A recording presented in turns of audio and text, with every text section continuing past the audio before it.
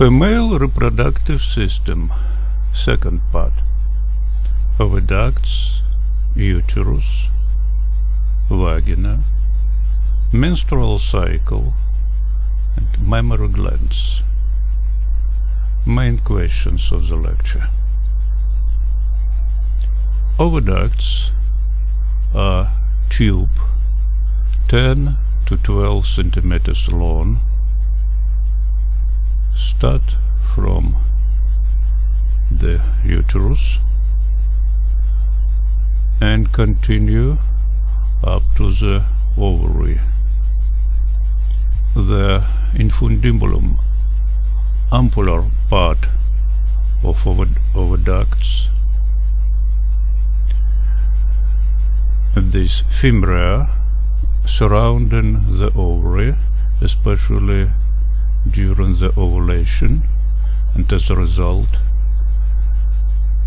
the ovocyte enter exactly into the uterine tube and then moving slowly to the uterus.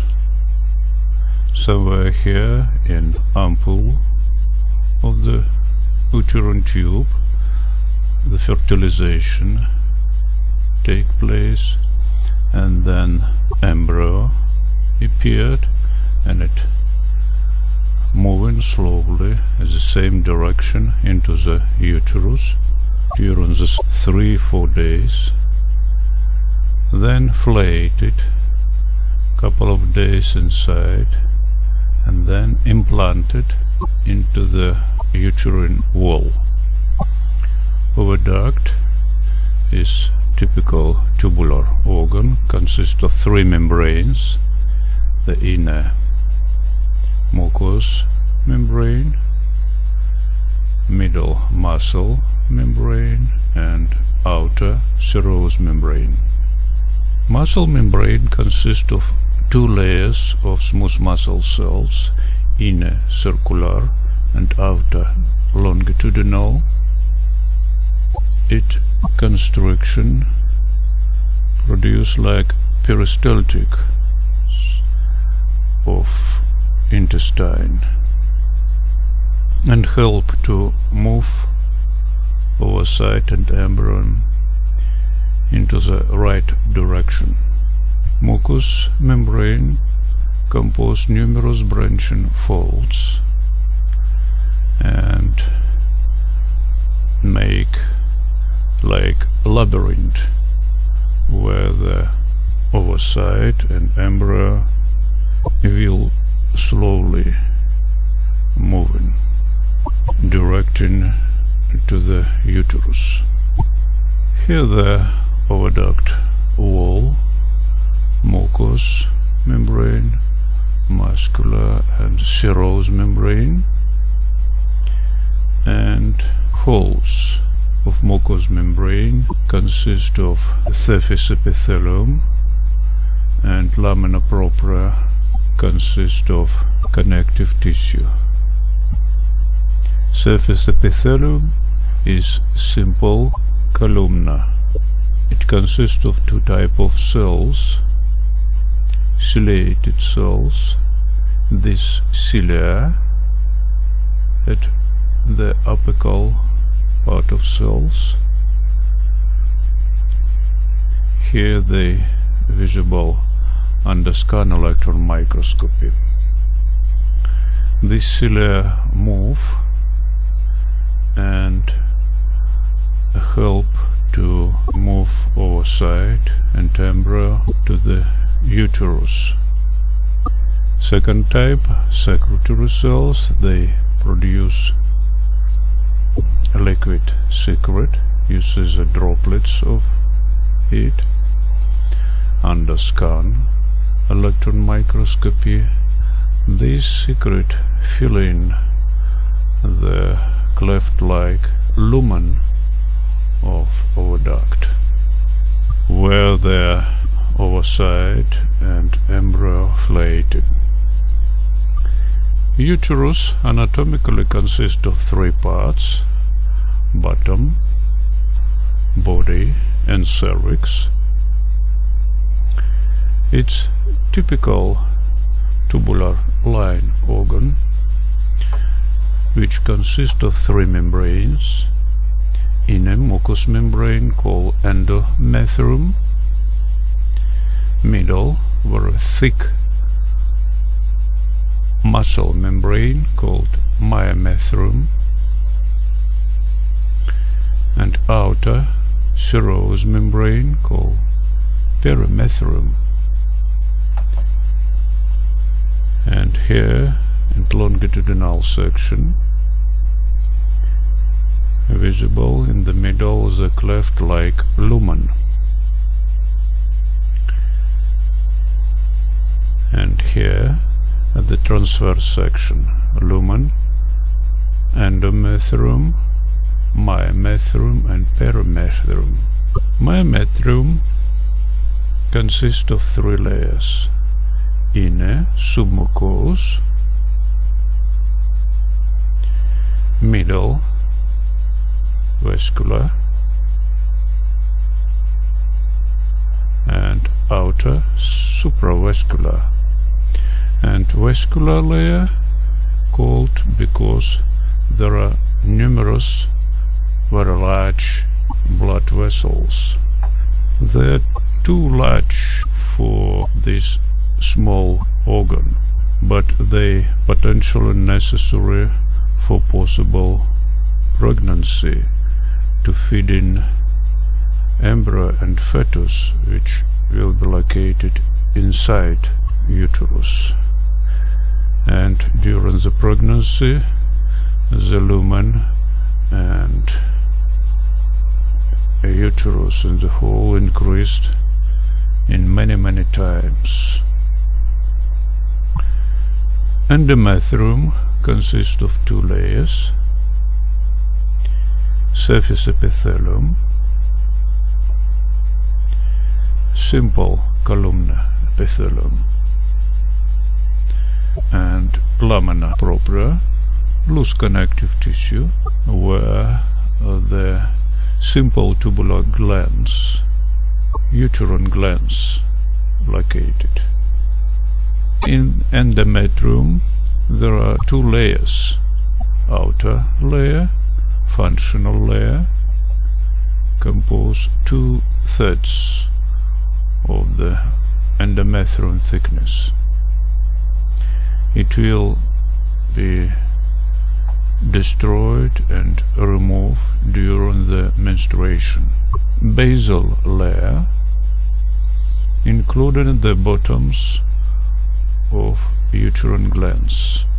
In menstrual cycle there are three phases: menstrual phases continuing up to 4 days, postmenstrual from 5 till 14 days just before ovulation, premenstrual or secretory phase before menstrual phase. So in the whole menstrual cycle duration, in the middle, in average, about 28 days. In postmenstrual phase, the regeneration of the functional layer of endometrium take place. The source of regeneration for epithelium are bottoms of glands where the stem and cambial cells located. They proliferate quickly and recover the glands and surface epithelium and connective tissue also growing, and to the end of postmenstrual phase the endometrium structure completely recovered. This phase in the endometrium of menstrual cycle called also proliferative phase of proliferation, and it's stimulated by estrogens produced by growing follicles, secondary follicles and tertiary follicles of the ovary. after ovulation, when from the remnants of the Graafian follicle developed corpus luteum, which secrete progesterone, and progesterone stimulate the hypertrophy of endometrium in premenstrual phase. This phase, the thickness of endometrium increased in several times. The surface epithelium cells became much larger, the blood vessels and blood supplies increased, and lymphatic vessels growing, and uterine glands growing significantly and elongated and became waving and start to secrete, and this secret will feed in the embryo when it will be flated inside the uterine lumen. The basal layer of endometrium feeding by straight uterus, and functional layer feeding and supplied by spiral uterus. If fertilization and pregnancy take place and embryo have appeared and it implanted, embedded into the endometrium uterine wall and start to grow, it sends the signal to the hypothalamus of the mother, and it continue secrete the gonadoliberins, which stimulates the function of anterior lobe of hypophysis and production of gonadotropic hormones like luteinizing and luteotropic, and corpus luteum still exists and growing and produce more and more progesterone as long as 5-6 months during the pregnancy. Corpus luteum became corpus luteum of pregnancy, and endometrium became even thicker and blood supply increase, and no menstruation take place during pregnancy.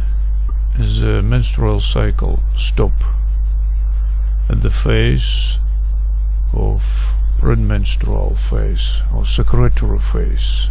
Secretory because secretion of uterine glands. If no fertilization, no embryo implanted into endometrium, no chemical signal, it's hormonal gonadotropin during 2 weeks after ovulation, no hormonal gonadotropin reach the hypothalamus of mother, it stopped to produce gonadoliberin, hypophysis stopped to secrete luteinizing and luteotropic hormones, and corpus luteum died, stop produce progesterone. It induce the contraction of spiral arteries, and ischemia take place. It stop the blood supply and supply by oxygen and nutritions, the functional layer of endometrium, and it died, destroyed.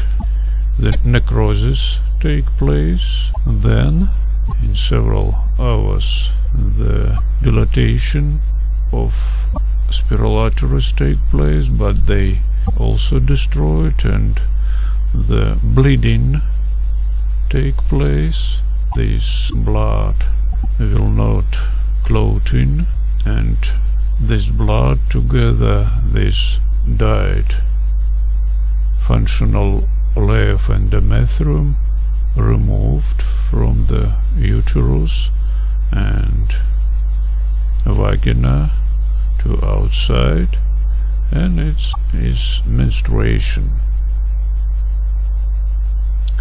It continued during several days, and then follicular stimulating hormone of hypophysis stimulate the large growing of the follicles, and it stimulate the proliferation of epithelium and renovation of the endometrium, and so on. Every month this cycle repeated.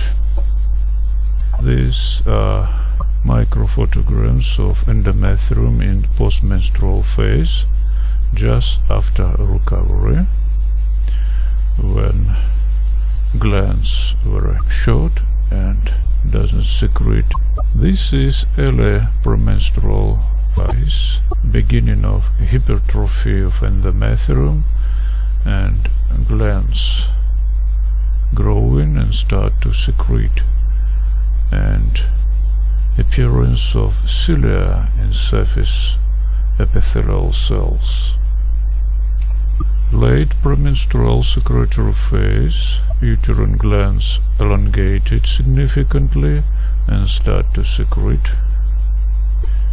and this is menstrual phase, when the functional layer of endometrium died, destroyed, and removed. No surface epithelium cover it. Only bottom of uterine glands still exist, the source of future regeneration in postmenstrual phase. This is a quarter of uterus. This is micro photogram of your histological preparation. Transverse section of the uterus, lumen, endometrium, myometrium and perimetrium, and in endometrium you can see the postmenstrual phase just after regeneration, proliferation completed, and this is endometrium in premenstrual secretory phase. Compare the thickness of endometrium increase in several times. The glands are growing significantly and start to secrete.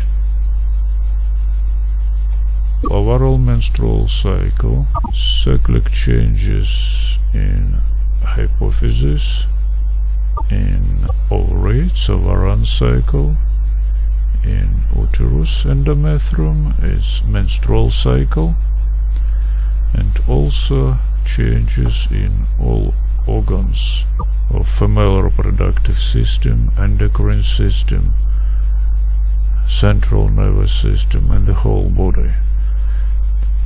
These processes regulated by hypothalamus through adenohypophysis.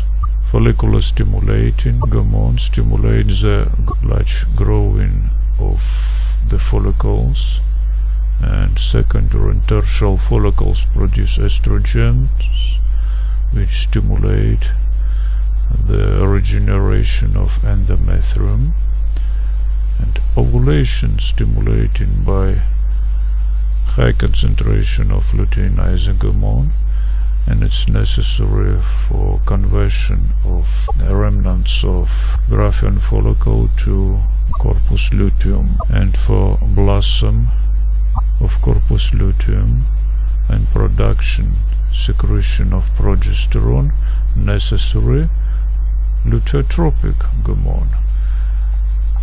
And progesterone stimulate hypertrophy of endometrium in premenstrual secretory phase.